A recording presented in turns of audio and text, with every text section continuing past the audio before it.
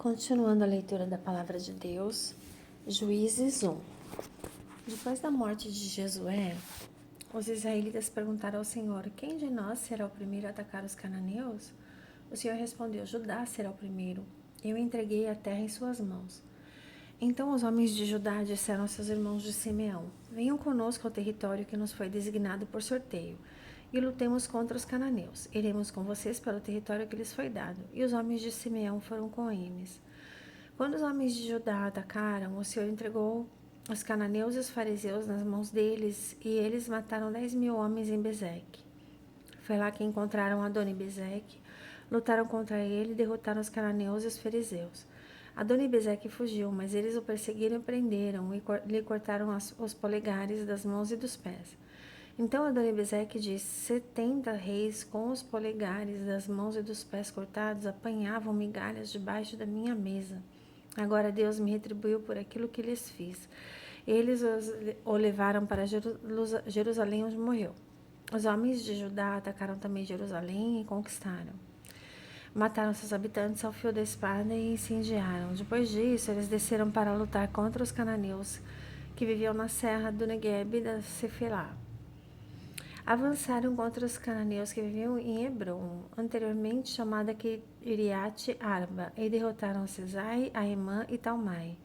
Dali avançaram contra o povo que morava em Debir, anteriormente chamada Kiriat Sefer, e disse Caleb: darei minha filha Axa em casamento ao homem que atacar e conquistar Kiriat Sefer. Otoniel, filho de Kenaz, irmão mais novo de Caleb, conquistou a cidade, por isso Caleb lhe deu sua filha Axa por mulher. Um dia, quando já vivia em Otoniel, ela o persuadiu a pedir um campo ao pai dela. Assim que ela desceu do jumento, Caleb lhe perguntou: o que você quer? Ela respondeu: dê-me um presente, já que o Senhor me deu terras do Negueb, dê-me também fontes de água. Assim Caleb lhes deu as fontes superiores e as inferiores. Os descendentes do sogro de Moisés, o Queneu, saíram da cidade das palmeiras com os homens de Judá e passaram a viver entre o povo do deserto de Judá, no Negueb, perto de Arade. Depois os homens de Judá foram com seus irmãos de Simeão e derrotaram os cananeus que viviam em Zefate e destruíram totalmente a cidade. Por essa razão ela foi chamada Ormá. Os homens de Judá também conquistaram Gaza, Ascalon e Ecrom, com seus territórios. O Senhor estava com os homens de Judá. Eles ocuparam a Serra Central, mas não conseguiram expulsar os habitantes dos vales, pois eles possuíam carros de guerra feitos de ferro. Conforme Moisés havia prometido, Hebron foi dada a Caleb, que expulsou de lá os 3 filhos de Enaque. Já os benjamitas deixaram de expulsar os jebuseus que estavam morando em Jerusalém. Os jebuseus viviam ali com os benjamitas até o dia de hoje. Os homens das tribos de José, por sua vez, atacaram Betel, e o Senhor estava com eles. Enviaram espias a Betel, anteriormente chamada Luz. Quando os espias vieram com o homem saindo da cidade, disseram-lhe: mostre-nos como entrar na cidade e nós lhe pouparemos a vida.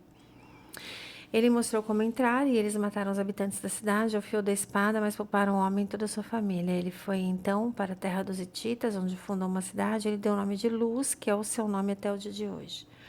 Manassés, porém, não expulsou o povo de Bet-Sean, nem o de Taanak, nem o de Dor, nem o de Ibleã, nem o de Megido, nem tampouco os dos povoados ao redor dessas cidades, pois os cananeus estavam decididos a permanecer naquela terra. Quando Israel se tornou forte, impôs trabalhos forçados aos cananeus, mas não os expulsou completamente. Efraim também não expulsou os cananeus que viviam em Gézer, mas os cananeus continuaram a viver entre eles. Nem Zebulon expulsou os cananeus que viviam em Quitron e Naalol, mas esses permaneceram entre eles e foram submetidos a trabalhos forçados. Nem Azer expulsou os que viviam em Aco, Sidom, Alabe, Axib, Helba, Afec e Reob. E por esse motivo o povo de Azer vivia entre os cananeus que habitavam naquela terra. Nem Naphtali expulsou os que viviam em Bet-Semes e em Bet-Anat. Mas o povo de Naphtali também vivia entre os cananeus que habitavam a terra, e aqueles que viviam em Bet-Semes e em Bet-Anat passaram a fazer trabalhos forçados para eles. Os amorreus confinaram a tribo de Dan à Serra Central, não permitindo que descessem ao vale, e os amorreus igualmente estavam decididos a resistir no Monte Eres, em Aijalon e em Saalbim. Mas quando as tribos de José ficaram mais poderosas, Eles também foram submetidos a trabalhos forçados. A fronteira dos amorreus ia da subida de Acrabim até Selá e mais adiante. Juízes 2. O anjo do Senhor subiu de Gilgal a Boquim e disse: Tirei vocês do Egito e os trouxe para a terra que prometi com o juramento que daria a seus antepassados. Eu disse: Jamais quebrarei a minha aliança com vocês. E vocês não farão acordo com o povo dessa terra, mas demolirão os altares deles. Por que vocês não me obedeceram? Portanto, agora lhes digo que não os expulsarei da presença de vocês. Eles serão seus adversários e os deuses deles serão uma armadilha para vocês. Quando o anjo do Senhor acabou de falar a todos os israelitas, o povo chorou em voz alta. E ao lugar chamaram Boquim. Ali ofereceram os sacrifícios ao Senhor. Depois que Josué despediu os israelitas, eles saíram para ocupar a terra, cada um a sua herança. O povo prestou culto ao Senhor durante toda a vida de Josué e dos líderes que continuaram vivos. Depois de Josué, que tinham visto todos os grandes feitos que o Senhor realizara em favor de Israel, Josué, filho de Num, servo do Senhor, morreu com a idade de 110 anos. Foi sepultado na terra de sua herança em Timnat-Heres, nos montes Efraim, ao norte do Monte Gaás. Depois que toda aquela geração foi reunida a seus antepassados, surgiu uma nova geração que não conhecia o Senhor e o que ele havia feito por Israel. Então os israelitas fizeram o que o Senhor reprova e prestaram culto aos Baalins. Abandonaram o Senhor, o Deus dos seus antepassados, que os havia tirado do Egito, e seguiram e adoraram vários deuses dos povos ao seu redor, provocando a ira do Senhor. Abandonaram o Senhor e prestaram culto a Baal e aos postes sagrados. A ira do Senhor se acendeu contra Israel e ele os entregou nas mãos dos invasores que os saquearam. Ele os entregou aos inimigos ao seu redor, os quais já não conseguiam resistir. Sempre que os israelitas saíam para a batalha, a mão do Senhor era contra eles para derrotá-los, conforme lhes havia advertido e jurado. Grande angústia os dominava. Então o Senhor levantou juízes que os libertaram das mãos daqueles que os atacavam. Mesmo assim, eles não quiseram ouvir os juízes, antes se prostituíram com outros deuses e o adoraram. Ao contrário dos seus antepassados, logo se desviaram do caminho pelo qual os seus antepassados tinham andado, o caminho da obediência aos mandamentos do Senhor. Sempre que o Senhor lhes levantava um juiz, ele estava com o juiz e o salvava das mãos de seus inimigos enquanto o juiz vivia. Pois o Senhor tinha misericórdia por causa dos gemidos deles, diante daqueles que os oprimiam e os afligiam. Mas quando o juiz morria, o povo voltava a caminhos ainda piores do que os caminhos dos seus antepassados, seguindo outros deuses, prestando-lhes culto e adorando-os. Recusavam-se a abandonar suas práticas e seu caminho obstinado. Por isso a ira do Senhor acendeu-se contra Israel e ele disse: Como esse povo violou a aliança que fiz com seus antepassados e não tem ouvido a minha voz, não expulsarei de diante deles nenhuma das nações que Josué deixou quando morreu. Eu as usarei para pôr Israel à prova e ver se guardarão o caminho do Senhor e se andarão nele como o fizeram os seus antepassados. O Senhor havia permitido que essas nações permanecessem, não as expulsou de imediato e não as entregou nas mãos de Josué. Juízes 3. São estas as nações que o Senhor deixou para pôr à prova todos os israelitas que não tinham visto nenhuma das guerras em Canaã. Fez isto apenas para treinar na guerra os descendentes dos israelitas, pois não tinham tido experiência anterior de combate. Os 5 governantes dos filisteus, todos os cananeus, os sidônios e os heveus que viviam nos montes do Líbano, desde o monte Baal Hermon até o Lebo Amate. Essas nações foram deixadas para que por elas os israelitas fossem postos à prova se obedeceriam aos mandamentos que o Senhor dera aos seus antepassados por meio de Moisés. Os israelitas viviam entre os cananeus, os hititas, os amorreus, os ferezeus, os heveus e os jebuseus. Tomaram as filhas deles em casamento e deram suas filhas aos filhos deles e prestaram culto aos deuses deles. Os israelitas fizeram o que o Senhor reprova, pois esqueceram-se do Senhor, seu Deus, e prestaram cultos aos Baalins e aos postes sagrados.